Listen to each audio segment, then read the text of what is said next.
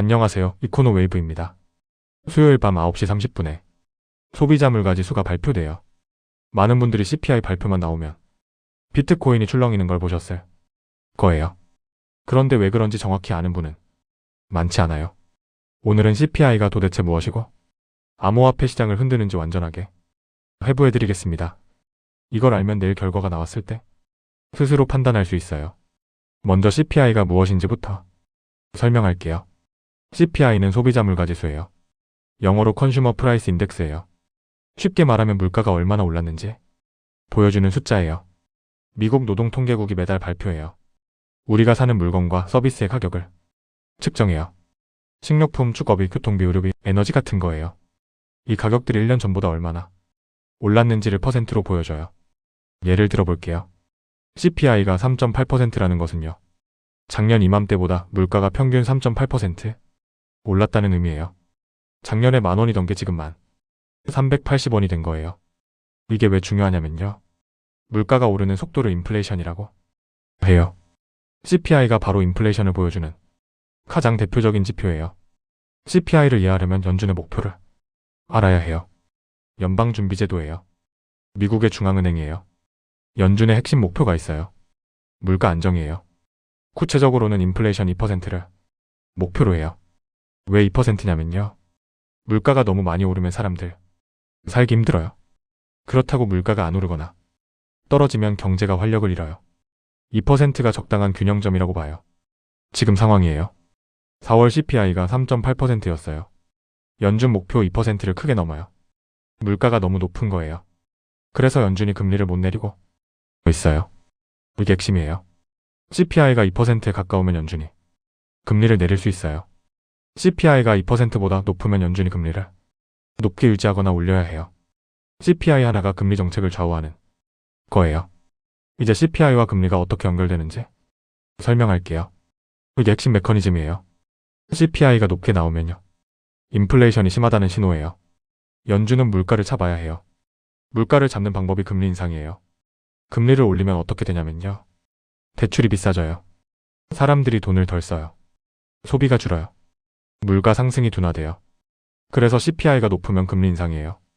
반대로 CPI가 낮게 나오면요. 인플레이션이 진정됐다는 신호예요. 연준이 금리를 내릴 여유가 생겨요. 금리를 내리면 대출이 싸져요. 사람들이 돈을 더 써요. 경제가 활발해져요. 그래서 CPI가 낮으면 금리 인하예요. 정리하면요. CPI 높은 금리 인상 또는 유지. CPI 낮은 금리 인하. CPI가 금리의 방향을 결정해요. 이제 금리가 비트코인에 어떻게 영향을 주는지 설명할게요. 이게 마지막 연결고리예요. 금리가 오르면요. 안전한 곳에서 높은 이자를 받을 수 있어요. 미국 국채가 4.5% 이자를 줘요. 위험을 감수할 이유가 줄어요. 비트코인 같은 위험 자산에서 돈이 빠져요. 비트코인이 내려가요. 금리가 내리면요. 안전한 곳에 이자가 줄어요. 국채 이자가 매력 없어져요. 더 높은 수익을 위해 위험 자산으로 돈이 가요. 비트코인으로 자금이 들어와요. 비트코인이 올라가요. 그래서 전체 연결고리가 이래요. CPI 낮은 금리 인하 기대. 위험자산 선호 비트코인 상승. CPI 높은 금리 인상 우려. 안전자산 선호 비트코인 하락. CPI 하나가 이긴 사슬을 통해 비트코인까지 영향을 주는 거예요. 그래서 CPI 발표 때마다 비트코인이 출렁이는 거예요. CPI를 볼 때 두 가지를 구분해야 해요. 헤드라인 CPI와 근원 CPI예요. 헤드라인 CPI는 전체 물가예요. 모든 항목을 다 포함해요. 식료품과 에너지도 포함해요. 근원 CPI는 코어 CPI라고 해요. 식료품과 에너지를 뺀 거예요. 왜 빼냐면요. 식료품과 에너지는 변동이 너무 심해요. 유가가 급등하거나 착황이 나쁘면 확 튀어요. 이런 일시적 변동을 빼고 진짜 물가 흐름을 보려는 거예요. 연준은 근원 CPI를 더 중요하게 봐요. 장기 추세를 보여주기 때문이에요. 내일 발표 때 주의할 점이에요. 헤드라인과 근원을 둘 다 봐야 해요. 특히 이번에는 흥미로운 점이 있어요. 이란 휴전 이후 유가가 내렸어요. 유가는 헤드라인 CPI에 들어가요. 그래서 헤드라인 CPI가 낮아질 수 있어요. 그런데 근원 CPI는 유가를 빼니까 다를 수 있어요. 두 숫자가 엇갈릴 수 있어요. 내일 CPI 시나리오를 정리할게요. 4월 CPI가 3.8%였어요. 내일은 5월 CPI예요. 첫 번째 시나리오예요. 3.5% 이하로 낮게 나오는 경우예요. 이란 휴전 유가 하락이 반영된 경우예요. 인플레이션 완화 신호예요. 금리 인하 기대가 부활해요. 지난주 폭락 원인이 해소돼요. 비트코인이 6만 6천 달러를 돌파하고 7만 달러를 시도할 수 있어요. 두 번째 시나리오예요. 3.6에서 3.7%로 예상에 부합하는 경우예요. 큰 변화 없음이에요. 비트코인이 박스권에 머물러요. 18일 FOMC를 기다리는 구조예요. 세 번째 시나리오예요. 3.8% 이상으로 높게 나오는 경우예요. 유가가 내렸는데도 물가가 안 잡혔다는 의미예요. 근원 물가가 끈질기다는 신호예요. 금리 인상 우려가 최점화돼요. 비트코인이 6만 달러를 이탈할 수 있어요. 여기에 내일은 이란 합의까지 겹쳐요. CPI와 이란이 같은 방향이면 비트코인이 크게 움직여요. CPI 발표 때 어떻게 대응할지 정리할게요. 첫 번째예요. 발표 시간을 기억하세요. 한국 시간 내일 밤 9시 30분이에요. 미국 오전 8시 30분이에요.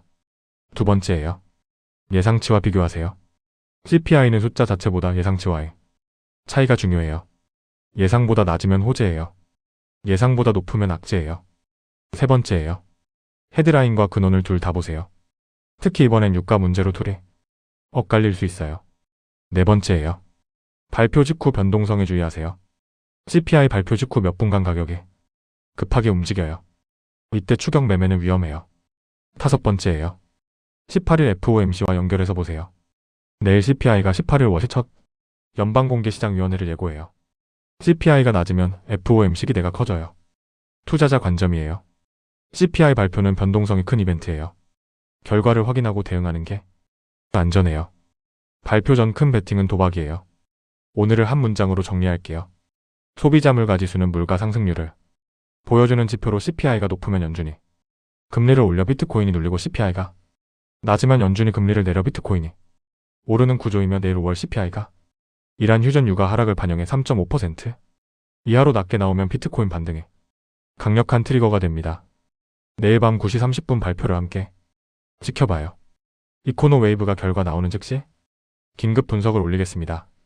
아직 구독하지 않으셨다면 지금 구독을 눌러주세요. 좋아요와 구독을 눌러주시면 누구보다 빠르게 새로운 정보를 받아보실 수 있습니다. 이코노 웨이브였습니다. 감사합니다.